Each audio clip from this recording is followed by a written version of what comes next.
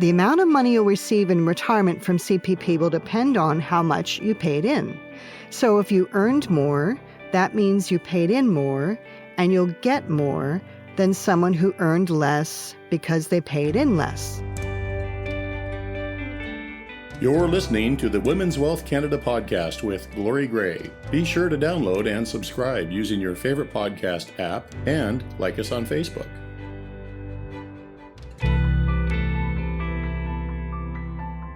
Are you going through a life transition and need to find a wealth advisor to manage your investments? You don't have to feel intimidated wondering how to find the right one. Grab my free guide, 12 Smart Questions to Ask When Interviewing a Wealth Advisor. This guide gives you all the questions and why you should ask them. Just go to glorygray.com, pop in your email address, and we'll send it right to your inbox. Hi everyone, I'm Glory Gray and welcome to the Women's Wealth Canada podcast.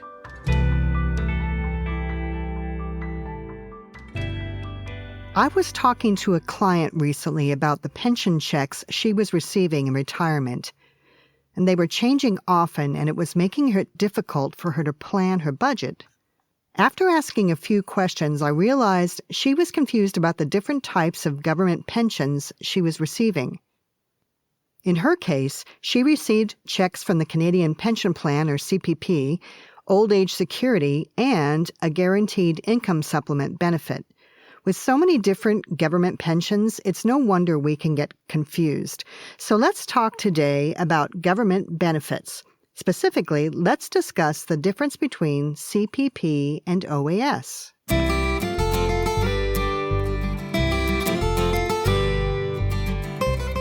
CPP and OAS are similar in that they're both retirement benefits administered by the Canadian government. In both cases, the Canada Revenue Agency considers inflation every year and adjusts CPP and OAS payments accordingly. However, there are some differences, so let's start with the Canada Pension Plan. How does the Canada Pension Plan work? Many of us look at the CPP benefits we'll receive in the future as our main source of retirement income. It's important to know that CPP was never intended to be a large part of your retirement income. CPP started in Canada in 1965 because so many seniors were living in poverty. And when it was created, it was only meant to cover 1/4 of your income needs in retirement. Now people are relying on it more. Why? Much of that has to do with the fact that back in 1965, when the CPP was formed, there were many more employers providing employer pensions than there are today. Recently, the federal government made some changes that they hope will have CPP benefits provide at least 1/3 of our income needs in retirement. So where does the money come from that funds your CPP? It comes from you and your employer. Whenever you are paid a paycheck, part of the money you earn is paid to CPP and your employer also pays into CPP at the same time. If you're self-employed, you contribute both the employee and the employer portion. When you retire, you receive an income stream. CPP is basically a forced savings plan. The amount of money you'll receive in retirement from CPP will depend on how much you paid in. So if you earned more, that means you paid in more, and you'll get more than someone who earned less because they paid in less. If there were a lot of years you didn't work at all, that will also affect the amount of income you'll receive down the line. The most you can receive in the year 2023 is a little over $15,600 a year. Now, most people are only receiving about $9,700 a year, and that's because most people didn't earn a top salary in their earning years, and there were likely some years when they weren't working. And that means most people will receive a little over $800 a month from CPP in retirement. As you can see, it's not that much, yet a lot of people rely on it solely, and they can be put in quite a bind. CPP income is taxable. You'll receive a tax slip called a T4AP from the government every year when you start receiving CPP income. You'll use that slip to report your CPP benefits as income on your tax return. So, how can you find out how much you're going to receive in CPP income after you retire? Service Canada will give you an estimate if you create a My Service Canada account online.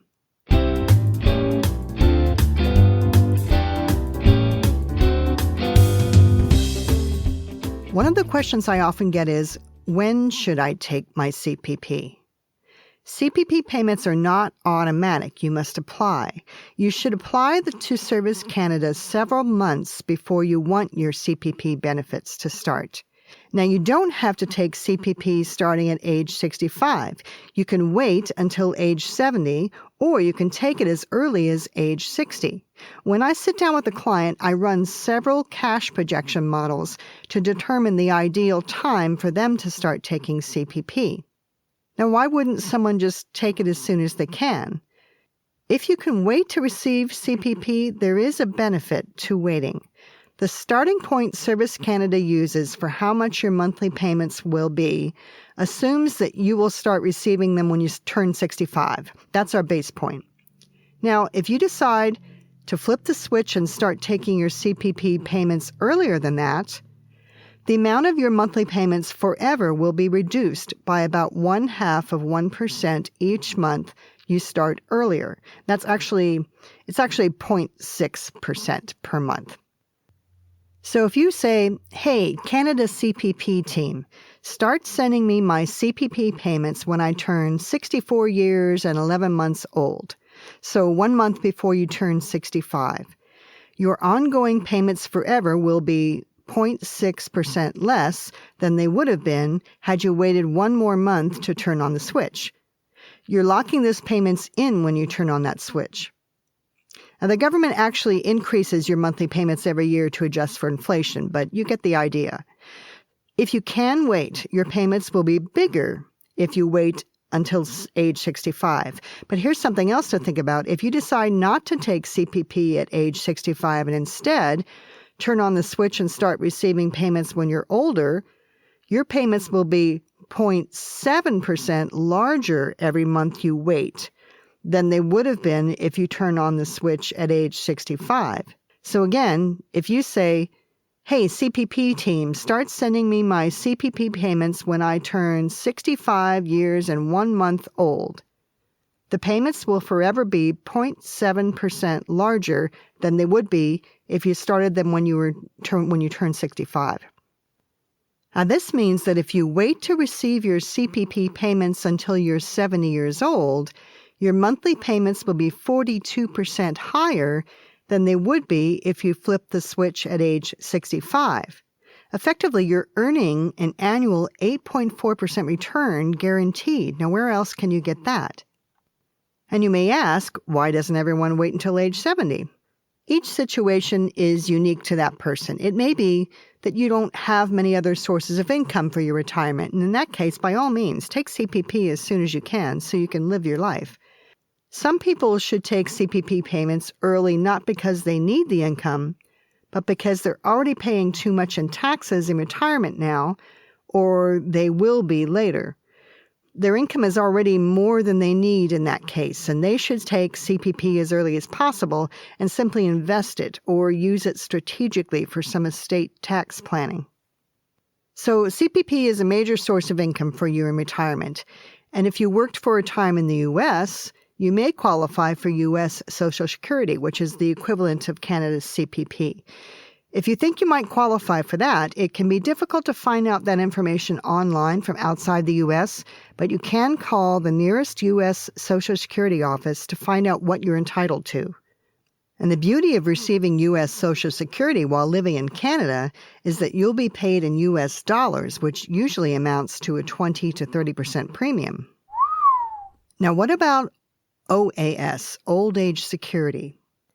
CPP isn't truly a government benefit because the government didn't put any money into it. You and your employer did.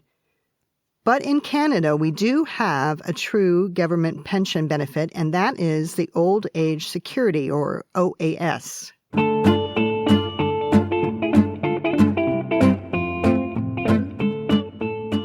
OAS OAS has been around since 1927.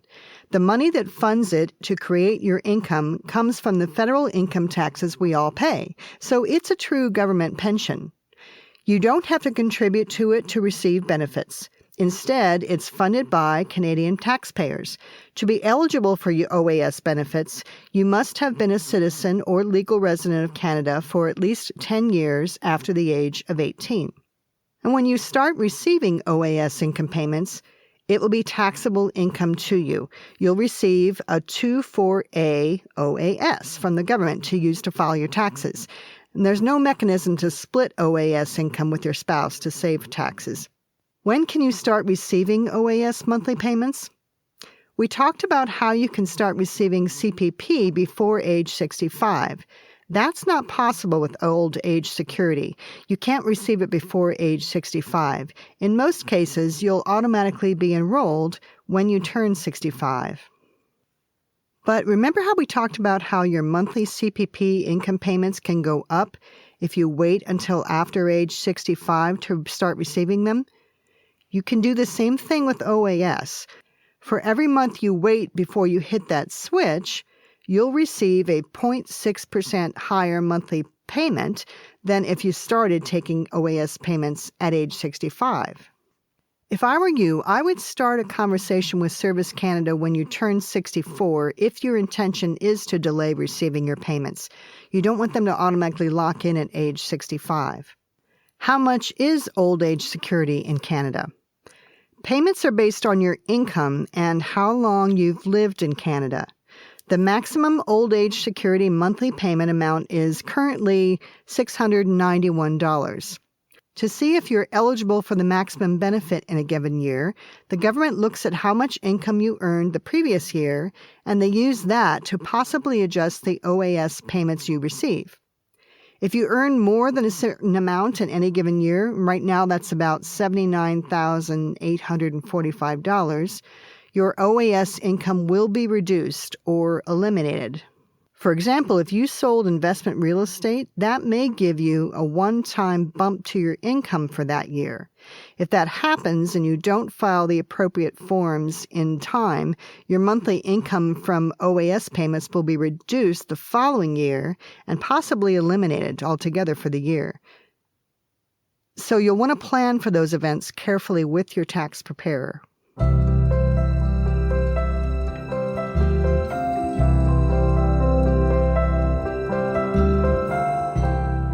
I once knew a widow who relied on OAS payments as an important source of her retirement income. She had a mortgage on her home, and she wanted to pay it off. So she cashed in her late husband's entire retirement account and used it to pay off the mortgage. She thought she was doing the responsible thing. That income wasn't completely taxable. The following July, she received a notice that her OAS payments, her main source of income, would be zero for the next 12 months. Not only did she no longer have a source of income from her husband's retirement fund, but she also had no income from OAS either and was quite destitute. What can she do? Now, let's say she cashed in her husband's retirement account in 2022. In 2023, her first step was to file her taxes as soon as possible, which she did. Next, she can have a discussion with Service Canada about her situation. Because her 2023 income will be considerably lower than her 2022 income, and she's already paid all the taxes owed from 2022, they can work with her to have her OAS payments based on her 2023 earnings and not 2022, so that she isn't financially burdened for the year. But she does need to contact them. Another quick note, once you turn 75 years of age, you'll receive a raise of 10% of your OAS monthly payments. Remember what I said about staying healthy and fit? This will give you an incentive.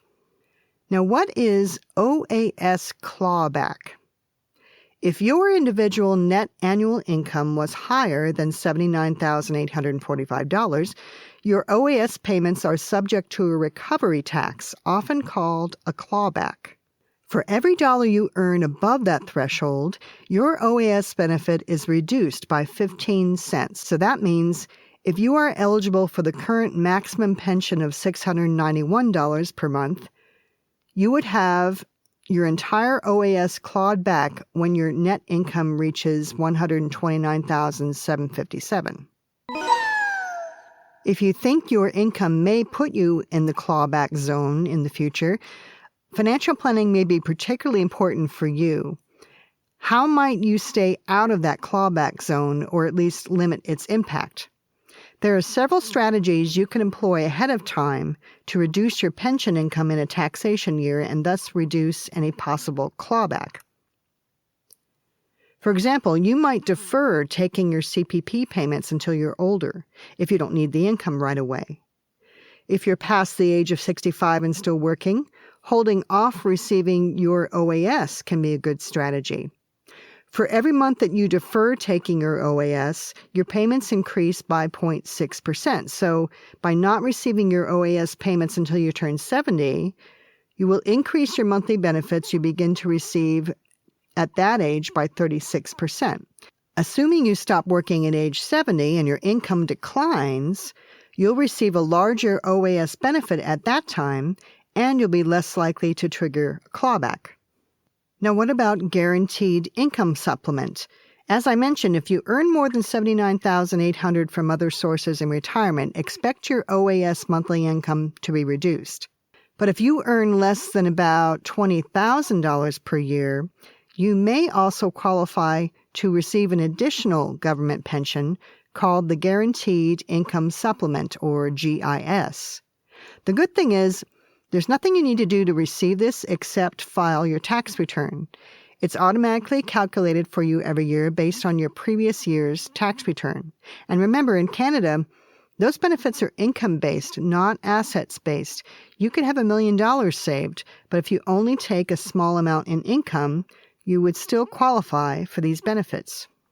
In 2023, if you are a single senior with a total annual income of less than $20,952, you're eligible to receive GIS. There are different income thresholds if you're a couple. You can find the different income thresholds on the Service Canada website, and every quarter they're adjusted for inflation. The maximum monthly guaranteed income supplement payment for a single person in 2023 is a bit over $1,000, but that payment is reduced as you get closer to having annual income of over $20,000. And by the way, your old age security income is not part of that annual income threshold calculation. The GIS amount you're entitled to will be added to your OAS payment check. You won't receive a separate check. And here's the good news about the Guaranteed Income Supplement. It is not taxable. Yay! The income you receive from it will appear on your T4A OAS, but it's reported on a different section of the tax return, not as income. Government pensions can be confusing. If you need help figuring out where all your income will come from in retirement, reach out to me through my website for a free consultation, and let's get you on your way. That's all for today. If this podcast helped you, please subscribe, leave us a positive review on Apple Podcasts, and tell others about it so we can help them too. Until next time, this is Glory Gray, your personal trainer for financial fitness, telling you to take charge of your finances, plan for the future, but most of all, enjoy today, and bye for now. This podcast is for informational purposes only and should not be construed as investment, tax, or legal advice. It is not an offer to sell or buy, or an endorsement, recommendation, or sponsorship of any entity or security cited. Mutual funds offered through Portfolio Strategies Corporation. Other products and services provided through Glory Gray Wealth Solutions.